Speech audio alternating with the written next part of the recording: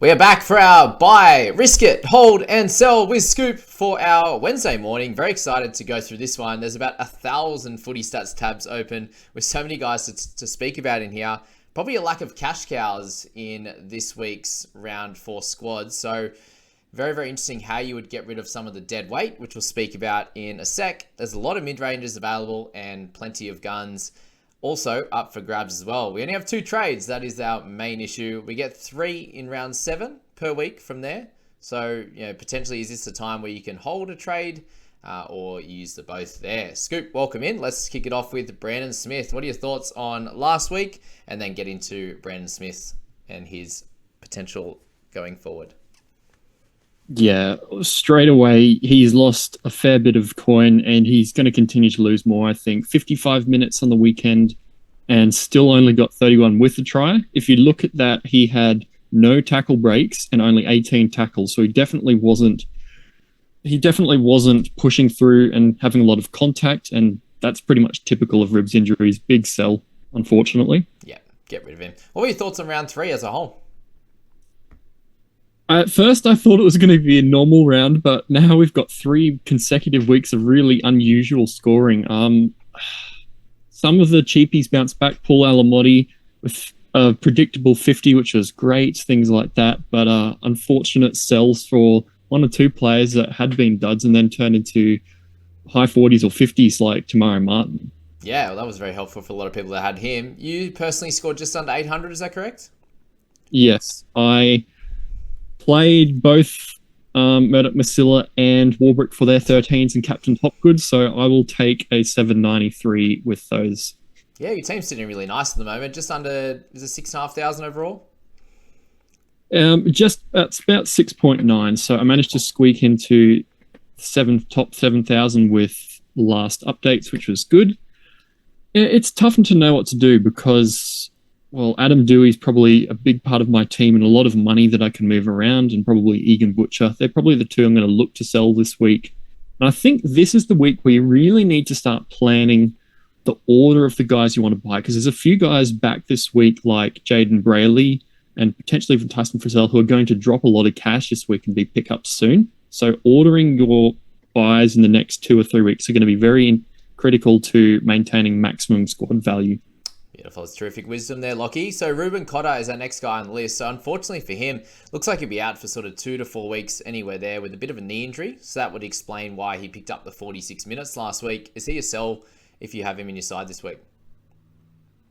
Yeah, unfortunately, I think he probably is. I had heard something like that. I think I had heard something that might even be slightly longer, but with him losing cash at this crucial cash gen stage of the season, and then potentially coming back with only about 6 weeks until Origin when you'd need to sell him again, I don't really want him in my team.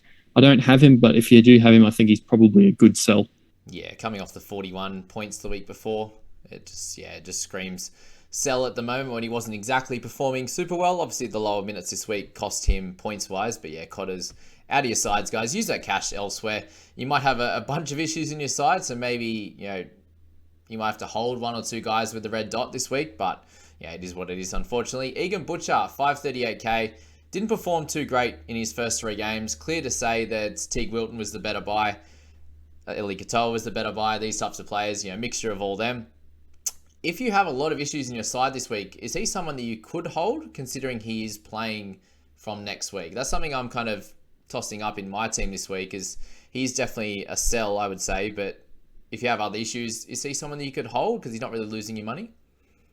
I think you can hold him because he'll be a good looper this week, but he is a lot of money to not be playing. And, well, he just hasn't really done anything yet. The Roosters haven't looked that good. He's getting a lot of tackles, but, I mean, he's not getting anything else at all, really. So until he actually starts getting some of the attacking stats, he's just not going to make you any money. And I think he's lost a little bit, and just use that 500k to bring in somebody like maybe a Lemuelu or a Sean Johnson or something like that. Yeah. You look at his stats, it's actually crazy. He pretty much, apart from these 3 games, he's had 5 errors across these 3 games. And he has stages there. He has 8-9 games in a row without an error, for example. And then, the highest missed tackles he's ever had, really, in this last 20 games is 2. and he has 3, 2, and 4 in these last bunch. So obviously edge he's not liking as much as the middle, and yeah, he's obviously a bit of a sell, but you know, he could come out with a good game in round 5. If you were to trade someone like Doeuihi and you want to remove like a Tommy Talau, Matt Doorey, these types of players instead, and hold Egan Butcher just as another guy that you could play in your 17 who has a little bit of potential, I can see a little bit of a hold in him as well. But yeah, obviously a pretty clear sell at the same time. Tommy Talau, one of those guys that we would probably say is just a clear sell, Lockie. Yeah, I mean, if he had scored all right before he went off in week 2, I would have thought maybe you could hold him, but he just is not scoring well, and the Tigers look pretty dreadful. I don't think the points and the attack that he needs to be a good cash cow is going to come, so sell. Yeah, really unfortunate, isn't it? We were thinking that the Tigers were going to be a much better side this year, but of course we thought wrong. And you know, even Adam Doeihi's been moved this week. So yeah, Tommy Talau, if you can trade him on for someone that has money to make, or you have an extra 200, 300k, you can go up to a Jack Bird, a Lemuelu, those types of players, and that would be a good option at the moment. Ben Murdoch-Masila, in the sell to hold type of category, he has been named again in the second row this week. What are your thoughts on him? He's probably a little bit lower on the priority list to sell for me, but still a definite sell if you don't have that many problems. Yeah, his minutes are now a concern because Jack Bird went up to 80 minutes and he went down to about 40 minutes. He did have a HIA, but it is worrying moving forward that he might only be playing sort of that 50 to 60 minutes, and he really needs to have a much better work rate in order to score well, which we were expecting because he did pump out a couple of 40s in trials, but he hasn't even looked like close to doing that. So sell if you can, and if not, you can probably just chuck him well down in your emergencies and hope for the best this week. Yeah, he couldn't really play much worse. The 2 penalties in important territory, an error, missed tackle there, and then getting hooked after 40 minutes in amongst all that. Last week had the cramps and stuff, so surely he can't go any worse than what he's done so far. And yeah, as I said, as you said there, he's probably at the low end of the totem pole of trades there. Harley Smith-Shields, 282k. He's made a little bit for us. Yeah, for those guys that have it. The People squad, he's a bit of an important factor in that centre position at the moment, and could be someone a position that we need to look at in that squad. If you own him in your squad, what would you be doing with him? Yeah, again, he's probably not as urgent of a sell as others, but if you can get rid of him, he's probably a good one to move on. 3 scores between 20 and 30 in a row. No attacking stats really to speak of.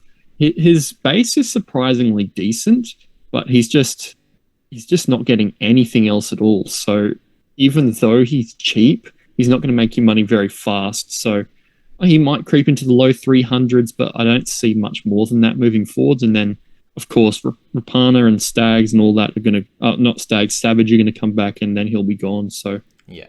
Yes, obviously that's good signs, and the fact that he hasn't had any attack, which means there's a chance for some of that. They do play the Knights this week, so I see him as being a clear hold, and then potentially moving him on before Penrith and Broncos. I think that is a good play with Harley Smith-Shields. Let's talk about James Tedesco. He's lost a little bit of cash now at 674. Is he someone that you'd be looking to target over the next few weeks after this bye? I think definitely. Teddy does this quite a lot of years. He starts off slow, drops 100k, and then revs up towards Origin.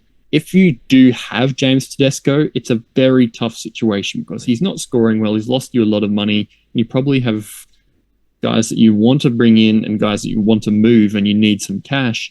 I personally wouldn't sell Tedesco now that he's down in the 600s because he might bottom out at 650. He has a bye this week, but he does have a couple of difficult games, but the Roosters always seem to rev up for Origin sort of week 5, week 6, and then they get better and better. So I'd personally be holding him and looking to even bring him in maybe in that round 6, 7. Beautiful. Yeah. Well, at 674, he's priced around that, 46 mark? 46, 47. So, you know, he scored that last week, for example, and then round 2, he should have scored probably 70. So, yeah, I would personally be holding him. It's just a frustrating situation, as you said. We move on next to Joseph Suaalii. We're going to speak about all the Roosters guys here that a lot of people are looking to just trade in general because they have the bye. And Suaalii coming off a 25. The week before was a 60. He's averaging 38 for the year. Is he someone that you would hold as well if you owned him in your side? Yeah, I think it's definitely a hold. He's one of those guys that if the Roosters are on the attack, he's the new Mr. Glue Hands for Port Tedesco in round one, but he will get those good attacking stats every now and then. He'll get you 20s and then he'll get you 60s. At his price, that's not amazing, but when the Roosters actually start playing well, I would expect those floor scores to go a little bit higher. Perfect, and has the dual position as well, when I will be holding him in my side, guys, if that gives you any thoughts there. Tom Starling, so we have him as probably in the avoid category now that Zach Wolford has been named. It's probably a good thing, right, that we've got Wolford named in there so we don't all rush to buy Starling and then they bring Wolford in later, right? Yeah, well, it wasn't looking real good anyway because he got 3 unexpectedly really good scores in a row. And he's all the way up at 640 already. So he's only, 30K off Tedesco, who we we're just talking about, and he's probably going to score 20 less from now on. So definitely way too expensive. Even if he was going to get good minutes, I'd sort of think twice about it. And with Wolford there, he's just going to fall hundreds and hundreds of K probably. Yeah, for sure. With about 50 minutes. And he's sort of been playing between that 9 and the 13 role and scoring well. And yeah, he's just way too priced up, unfortunately. Sammy Walker, another person that's down a bit less than 1%. And he's had a great start to the season. I don't know why you'd be looking to sell him. Averaging 53, priced at about the 47 to 48 there. Seems silly to trade him, right? Yeah, I mean, he's got a solid floor. He's been kicking for 300 to 400 meters a week, getting sort of that 15, 20 tackles type of a thing and running a little bit. That's a really strong base to go from when the Roosters aren't going well and he's scoring you 40s. He scored 69 in round 2. So, I mean, I don't really understand why people are so keen to move him on this week. It's just a buy. You can use him as a looper and gain potentially a couple of points there. Yeah, and especially in a position now where Adam Doeuihi looks like he's going to have some trouble. Cleary isn't performing too well. We've got to wait on and see on Hines. I'd be holding any decent halfback you got, and that's why Trindall's been absolute gold for owners of him. Matt Doorey, he's an interesting one now. He actually got named this week. Do we expect him to play? And if he does, what kind of minutes would you see him playing? There's a few people in the live stream I just did, so check that out, guys. The team list analysis live one, that was fun. But speaking about him potentially taking Jack Murchie's role in the middle now that he's out, but how do you see him? How do you see that situation playing out? And how do you see Maddo getting 2 minutes on the edge and also the middle? I personally disagree with him moving to middle because I don't think he's really ever done that. Madison's much more adept at doing that. I could definitely see him taking potentially like a 40-minute edge stint if Madison goes for half the game on the edge and then moves to the middle for maybe 20 minutes for Hopgood or something like that. Yep. So if you have Doorey still, right? I didn't pick him up, but if I did have him, I'd probably put him down the bottom of my emergencies and just see if you can squeeze a little bit more money out of him, but it's not going to be that much given he's been solid but slow and steady, so he definitely won't make you 20K this week. It's probably more like 10 if he manages to push out another 20 or 25. So he not definitely a sell or one that you definitely have to hold for money generation. He's just kind of going to do a little bit for you in cash gen if he sits down there for one more week before moving him on. Yeah, I think it's fine. If you had plans to sell him, continue with those plans. Tom Chester at 249. Obviously, he made a little bit of cash. He looked pretty good on the weekend. He will have 2 weeks left in the team, guys, so I'd be avoiding him. What were your thoughts on his game, though, Lockie? Yeah, well, I didn't end up watching the game, but I heard a lot of praise regarding how he was playing, even somebody joking that Drinkwater better watch out for his spot. I don't think it'll come to that, but no. Yeah. Speaking of guys with short time frames, you really need them to be a Cartwright or a Trindall to get that value. You need to average pretty much bang on 50 from basement price to make 150K in 3 weeks. Tom Chester hasn't done that in reserve grade. I think he's averaged about that 35 like he scored on the weekend in reserve grade. Yep. And with 2 weeks left, not just a bit of a trap if you're trying to bring him in. Oh, yeah. Yeah, he was almost a trap for me bringing him in last week, so definitely not this week, that's for sure. He'll have to get Robson, that was the reason for that one, but we know that. Jackson Ford is our next guy on the list, the dual position man, 353K. Still not very expensive, right? If you have him, you're very happy that he's in the starting side. Clear hold, right? Don't sell him. He's the least of your worries. He's a green dot, probably going to get you a 35 or 40 points this week in a week of carnage. Hold on to him. Yeah, and Josh Curran is not in the 17 either. Michael Cheekam, he was going to have some interest in. There was going to be some interest in him for sure with those poor bunnies, guys. Like with the injuries that they're copping. Tavita Talau out for another 3 to 4 weeks. We've got Hame Sele out for this week, and then Shaq Mitchell. He was playing so great. He's out for about 2 months now. So there was some talk that Cheekam might keep that edge spot. Arrow play through the middle, but Jacob Host comes back into that starting side. So would you be avoiding most of these bunnies sort of fringe kind of players at the moment? Yeah, probably. The only one that's probably left standing is Luca Fafita and Moale, but they've never been big minute guys, and they'll be replaced in the next couple of weeks anyway, so not really ones to look at. Shaq Mitchell is scoring well, but his time's up because he's had that, I think it's a Liz Frank fracture they're suspecting, so not good for him. So Cheekam playing on the bench, how many minutes would you expect from him? And that would make him a hold, right, with the negative break-even still? Or, low break-even, I should say. With his really low break-even, he's a little bit like Trindall. You sit him on the bench and hope he scores like a 15 and makes you another 20 or 30k this week before moving him on. Definitely. Let's move on to Tino. He's had a very interesting start, 29, 70, and 43. If you own him, what would you be doing with him? I'd probably hold with other issues elsewhere. With, I think it was Jolliffe tearing his pec. Yep. That basically locked him into really big minutes. So even though for some reason he didn't do a lot of tackling last week in 65 minutes at prop, he's going to have those really big minutes and potential for big scores. I think the reason why it hurt him last week is because the Titans and the Storm scored 72 points combined. So he's standing there watching goals for half of that time. Yeah. So that's probably why he didn't score so well. I'd expect him to pop back in those 50s and 60s with big minutes pretty shortly. Yeah, good to see you got 3 offloads in that time as well. And no missed tackles, which was high the 2 weeks prior. So yeah, I agree with that. Too many other issues in the side to sell him. Mitch Barnett out this week, right? So 637k, dual position. Doesn't look like he'll be out for long though. It was a bit of a stinger burner. So it's good news for him on the injury front. Yeah, he's an interesting one. He was named one of the Bash Bros of the Warriors, doing a bit of an edge prop hybrid role. He scores better at second row, but with him out, he's more leaning towards a sell, but as with a few others, he's not as a high priority. So if you can use his money well, a little bit like an Egan Butcher situation, that's good. You can sell him and fund almost a straight swap to someone like an SJ or a Jack Bird, but otherwise you can hold him if you need to. Beautiful. Wade Egan's our next guy on the list, 684k. Will be missing this week, but he's scored super well over the first 3. Is he just a hold for this week as well?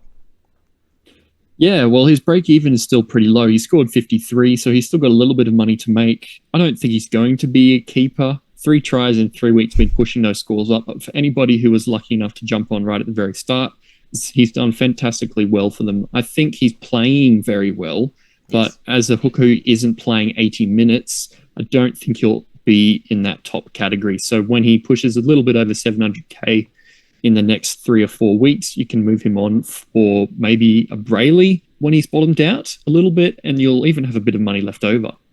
That's very fair. It seems like he probably will play 80 minutes, but he gets a HO every week.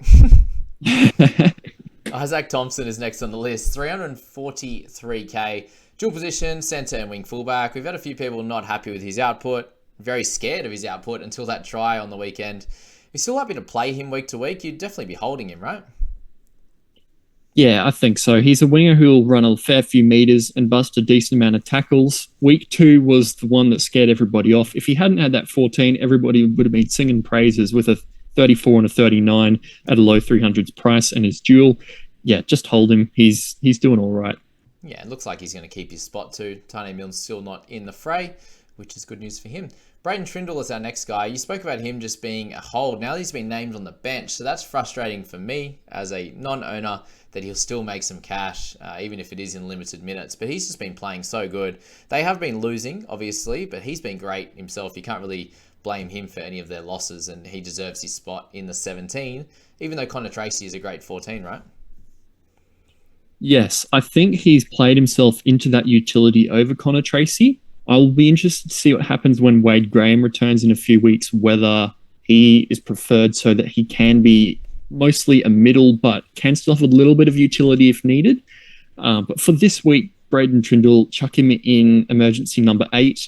Bench utilities are pretty much the worst scoring position in fantasy, but with a probably still pretty decent negative break even. If he scores you even a 10 or 15, he'll make you 25k.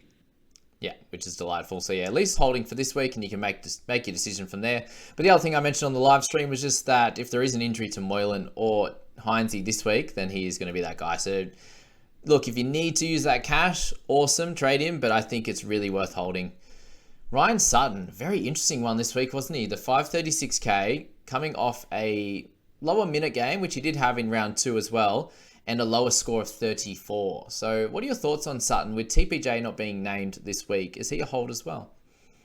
Yeah, just hold him. He was going along pretty well. We were hoping that he'd probably score about 45 to be that 10 points of value, and he was doing that in the first couple of weeks. That third score has hurt his price rises, so he might end up being a bit of a bust if he does lose a few minutes when TPJ is back. Yeah. But for now, just keep going and hope he pushes towards that 100k type of money that he's made before you have to move him on. Yeah, again, more issues in your squad, right?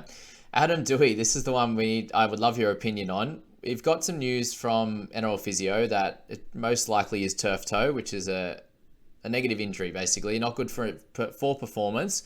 Different to that of the ribs in terms of contact is fine, but acceleration, speed, and his ability to deal with the pain as well is going to be the really important one for Doeuihi. Fullback position now as well. Thoughts?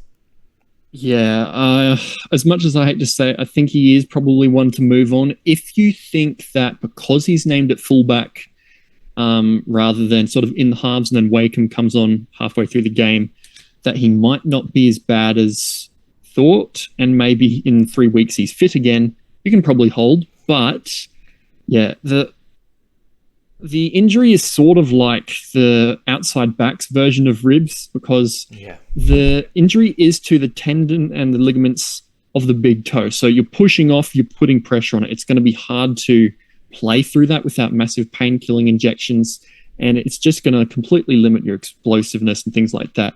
If you've watched the last couple of Tigers games, he's just been loping around in the backfield, almost looking absolutely lost and not backing up on anything, which means very few line breaks, very few try assists, and he's not going to get you those explosive tackle breaks and stuff. So I think with him losing a lot of cash, he is a good sell to fund other things elsewhere and potentially pick him up even as cheap as like 600 or 650k in a month or so. It's super frustrating, because he looked great in that first game. Everyone was so excited to buy him as well heading into round 2. The main issue I see there is I thought it would probably be a 1 week show at fullback, even if he is dealing with this injury. But Dane Laurie's been named at 14, and that's not good, right? No, well, you have a look at the Tigers team, and it's just really strange. I mean, you've got Ole starting and Offahen Gowie not even in the team. So, I mean, who knows whether he's carrying a niggle or what, but it's just almost as bad as the Raiders and Ricky Stewart. I don't want to touch any Tigers players at the moment. It's an absolute shambles. So, yeah, I can see the good merit in selling Doeuihi for... I really think you do need to bring a half in, so we'll speak about those guys in a second. We move on to Tyrell Sloan here at 324k. He's probably the cheapest guy on the market at the moment that I think you could purchase as a little bit of a cash cow this week. So in the wing fullback position, if you need someone that could come in and do solidly, then I think Tyrell is your guy. He comes up against the Sharks this week. Last week was up against the Broncos, and I was a bit worried about his output, but he was still able to score a try in that one and got a try saver as well. So very, very exciting for Sloan. What are your thoughts on him, and will he be making it into your side? Yes, I picked him up last week with my fingers crossed, which paid off, thankfully. Yeah, I went him because he was one of the only cheap options still left. And now that we're at this point of the season, all the cash cows have kind of either flopped or are over 300k because they've made some money. So that's why there's no sort of basement guys this week. Yeah. Yes. The worry with Sloan is that he has to score a try to score well. We've seen in previous years he's scored a try and scored 26, or he scored a try and scored 59, and then without tries he scored teens and single digits. But he has looked pretty decent, and the Dragons have looked better than expected. Yeah. So even though he sort of had a few stats that he might not always get, like 2 turnover tackles, a try saver, the fact that he's being pretty involved this year and the Dragons don't look too bad makes me a little bit happier to jump on somebody like him, even though he's a little bit more expensive than he started with. Yeah, great call there, Scoop. Reece Walsh is the next man on our list at 569k. It was scary times at the back end of that last game with him being pretty low in his scoring, but obviously always being around the ball. There's always a chance that he can be popping up for tries. And in a really good squad, is he someone that most people should be looking to get in their side? Still sitting sort of priced around that 40 mark. Yeah, he's a very interesting one. I'm a little bit tempted to get him in, but personally, I'm going to be avoiding him. Broncos do have a very good upcoming draw, so there's every chance I could be wrong and he could average 55 for the next bit.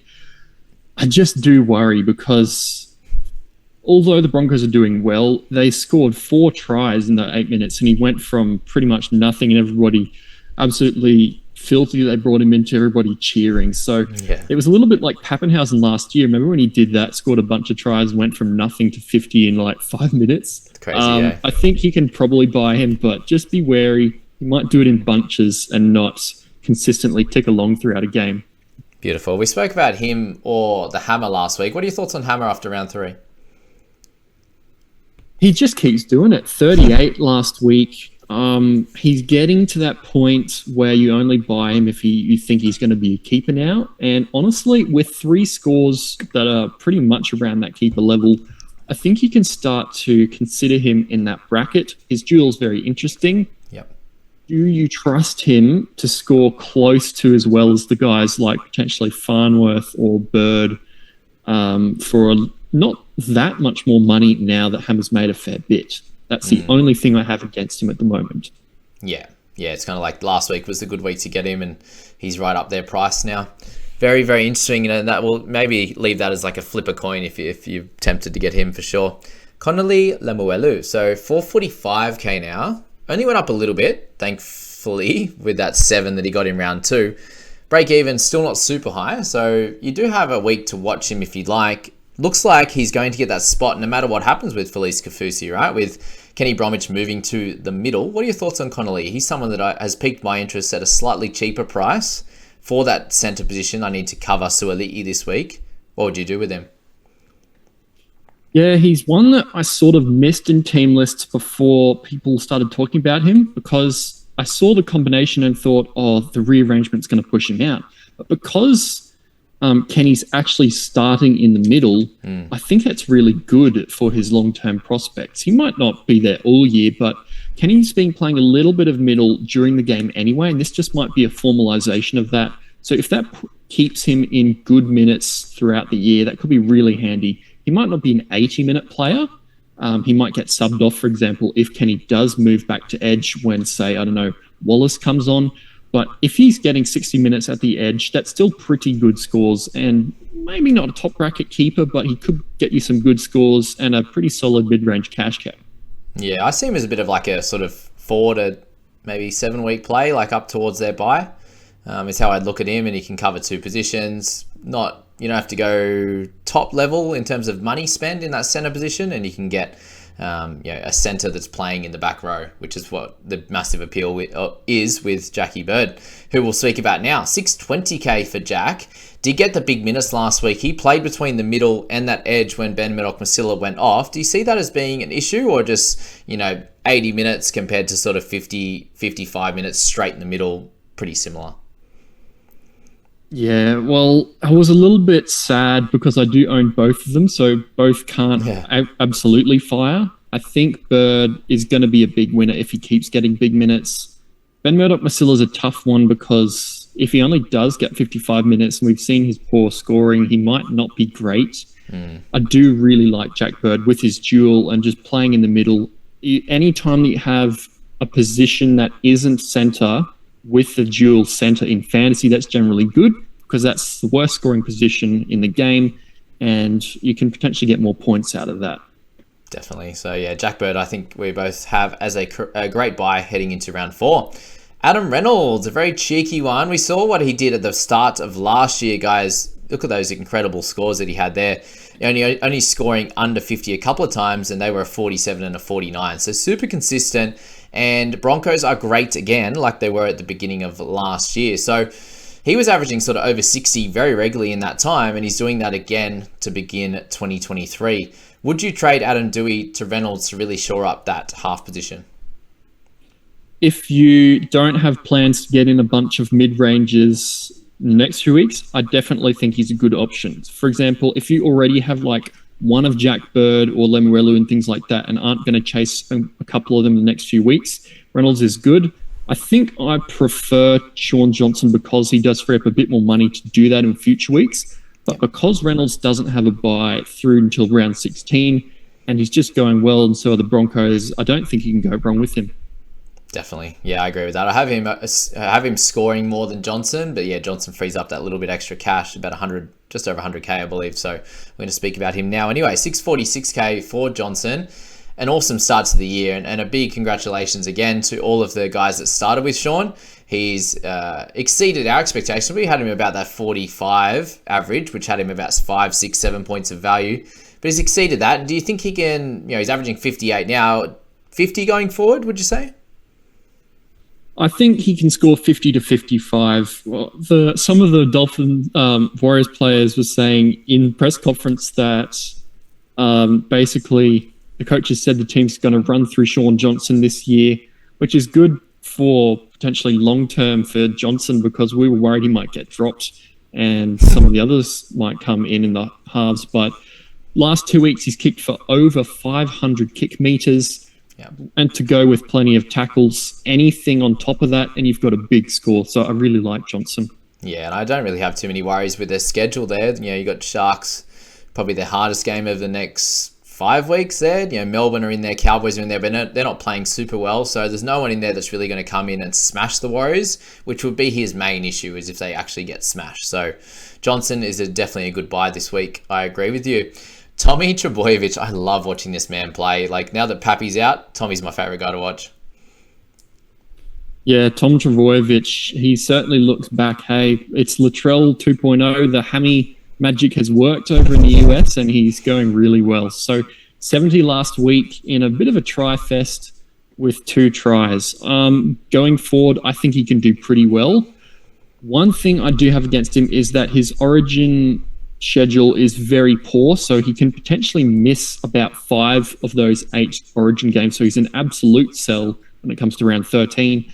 But before origin, if you want a keeper while you're still fixing up your squad, absolutely great buy. I think I'm going to wait a few weeks and jump on Tedesco when he's bottomed out and the Roosters rev up, because his origin schedule is a little bit better and you might be able to hold him, whereas you definitely won't for Tom.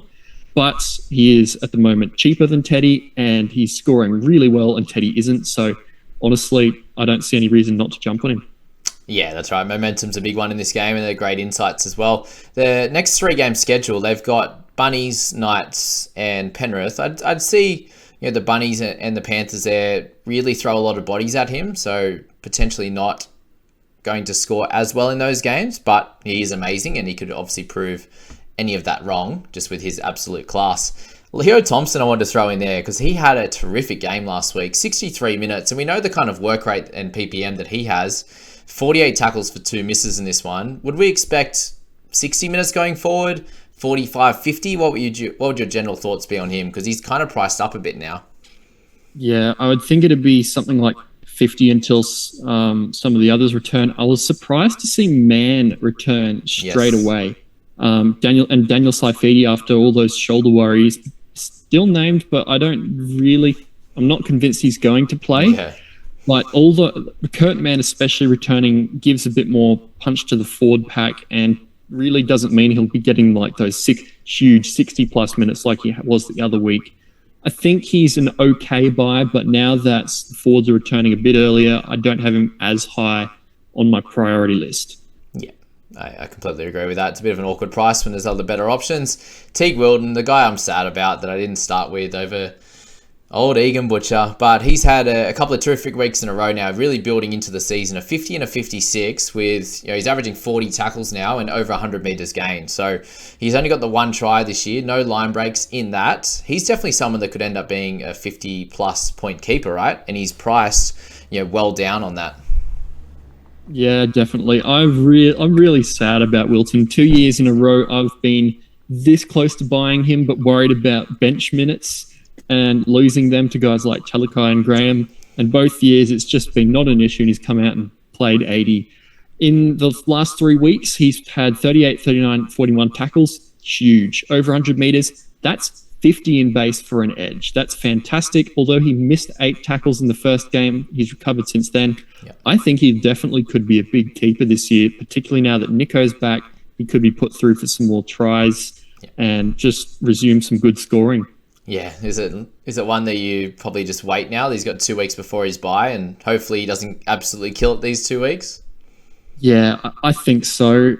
It's tough to buy any Sharks players, especially Nico, probably. But yeah, the only thing I'd have against him is that because Nico is so dominant and he's on the right, maybe guys like Raymond and Katoa do a little bit better, and Wilton doesn't get quite as much ball, but I mean, that didn't really seem to worry him last year because he went through for a few tries anyway. No, and Trindall set up those two boys on the right, Nikora and also Raymond on the weekend, which was beautiful. So great to watch as a footy fan, not as a fantasy fan, but that's for sure. Tommy Gilbert, 624k. He's came out and played really well. Yeah, the dual position man. Pretty slow first week, had a lot of missed tackles, very similar to that of Teague Wilton. He's come out and scored very similar to Teague in these next 2 weeks, 59 and 56 from there. A lot of base stats through the middle. He's absolutely thriving in this Dolphins outfit. What are your thoughts on him? Is he a buy this week? Or again, you can watch around, with so many issues in the squads? I'm impressed with his work rate. Yeah.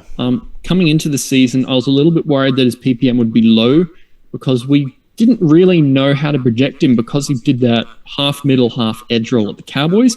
But he's come out and almost hit sort of that high 0.9 ppm.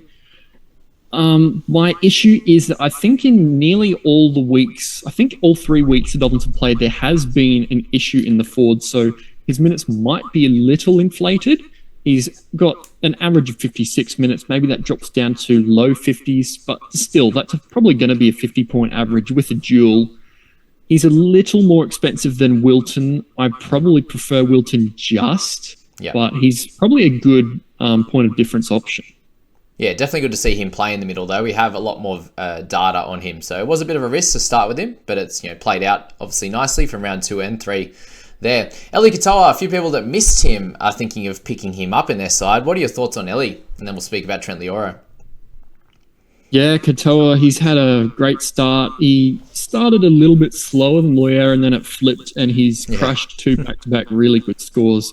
Some people in preseason were getting a little bit carried away and saying, oh, he's definitely IPAP 2.0. But, I mean, after 2 great scores like that, it's not off the cards. I think even though he has jumped a lot in price, you can probably still jump on. The Storm buy coming up in about 5 weeks is a little annoying now, but it's probably one that you can still jump on. Definitely. All right, let's speak about Trent Leioro. Obviously, with a pretty low score for him. There was so many points in that game, right? So how do you take that one? Yeah, I think he's like Tino, we mentioned before, he's just a victim of not because he ran for the same meters he usually did, but he had 14 less tackles. And that's where all the points were. If you add 14 back onto his 29, that's a 43 points, which is smack bang between his 45 and 41. I think if the Storm can fix themselves up a bit, they could be really good. But I mean, it's the Tigers this week, so who knows? Maybe there's going to be another 70 points on offer. We'll see what happens. His money making is slowed somewhat, but I still think he's a decent hold. Yeah, I agree with that one. And 2 players to go. We have Hayes Perham at 369. He's that next level up from Sloan. Do you see him as being a safer option than Sloan if you have the money available? I do think so. He tackle breaks a little bit more than Sloan, and he's in a better team. So I think there's potential for him to go 60 plus and get a double every now and then. Whereas with Sloan and the Dragons, I really don't see that happening very often. Yeah. 43 and 41 last 2 weeks, one of them without a try. That's really solid. And at, well, what is he, 369? That's probably about 25 points. So if he's getting 40s and he's priced sort of in the mid-20s, that's still easily 10 points value you can jump on. Yeah, beautiful. Yeah, you can see him getting to 500k pretty comfortably if the Bulldogs continue to play well. And the last guy, Joshy Schuster, what are your thoughts on his first game and his score that he provided there of 35 with how well he played? Yeah, good game, but from a stats point of view, alarm bells. He lost money after having 3 try assists. I don't really like that going forward from a fantasy perspective. Yeah, it's very simple for him, isn't it? He's just priced way too high. I don't know why they did that. He's only really scoring super well in the back row. Now just a little finisher, mate. What are your thoughts on the People's Squad this week? We are 2-1, even though we haven't scored very well and aren't ranked very well. What are the general thoughts going forward around the squad? Yeah, I'm a little surprised we're doing so well. We've had a couple of good matchups for us. I think Doeuihi is going to be a big point of contention.